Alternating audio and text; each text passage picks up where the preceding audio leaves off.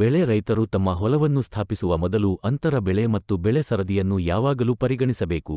ಅಂತರ ಬೆಳೆ ಮತ್ತು ಬೆಳೆ ತಿರುಗುವಿಕೆಯ ಅನುಕೂಲಗಳು ಇಲ್ಲಿವೆ. 1. ಹೆಚ್ಚಿದ ಇಳುವರಿ ಮತ್ತು ಉತ್ಪಾದಕತೆ. ಇತರ ಸೂಕ್ತ ಬೆಳೆಗಳೊಂದಿಗೆ ಅಂತರ ಬೆಳೆ ಒಟ್ಟು ಉತ್ಪಾದಕತೆಯನ್ನು ಹೆಚ್ಚಿಸಬಹುದು. 2. ಸುಧಾರಿತ ಮಣ್ಣಿನ ಫಲವತ್ತತೆ. ನೆಲಗಡಲೆಯಿಂದ ಉಳಿದಿರುವ ಪೋಷಕಾಂಶಗಳು ಏಕದಳ ಬೆಳೆ ಉತ್ಪಾದಕತೆಯನ್ನು ಹೆಚ್ಚಿಸಲು ಹೆಸರುವಾಸಿಯಾಗಿದೆ. ಈ ಎರಡೂ ವಿಧಾನಗಳು ರಸಗೊಬ್ಬರಗಳ ಅಗತ್ಯವನ್ನು ಕಡಿಮೆ ಮಾಡುತ್ತದೆ. ನೆಲಗಡಲೆ ಸಾರಜನಕವನ್ನು ಪೂರೈಸುವ ಮೂಲಕ ಮಣ್ಣಿನ ಫಲವತ್ತತೆಯನ್ನು ಸುಧಾರಿಸುತ್ತದೆ. ಸಂಶ್ಲೇಷಿತ ರಸಗೊಬ್ಬರಗಳ ಬೇಡಿಕೆಯನ್ನು ಕಡಿಮೆ ಮಾಡುತ್ತದೆ.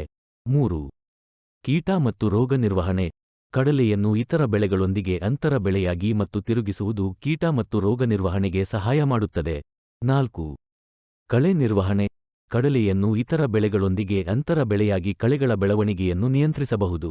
ಕಡಲೆಕಾಯಿಯಲ್ಲಿ ಕಳೆ ನಿರ್ವಹಣೆಗೆ ಬೆಳೆ ಸರದಿ ಸಹಾಯ ಮಾಡುತ್ತದೆ.